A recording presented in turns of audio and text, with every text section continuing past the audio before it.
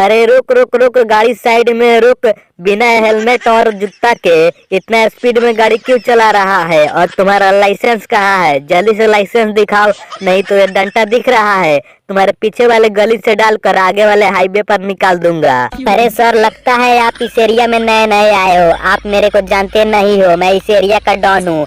आपसे बड़े बड़े ऑफिसर को मैं अपने मुट्ठी में रखता हूँ, तो फिर मैं आप जैसे छोटे ऑफिसर को अपना लाइसेंस क्यों दिखाऊं? अरे मोटा भाई, लगता है तुम सर को नहीं जानते हो, इसलिए सर के साथ बहस कर रहे हो।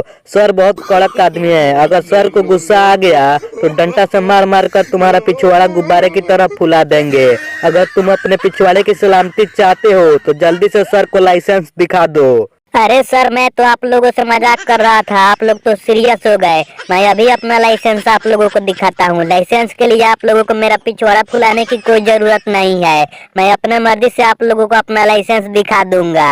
आ गया ना लाइन पर? तेरे जैसे टेढ़े डॉन को मैं रोज अपने डंडे से सीधा करता हूँ।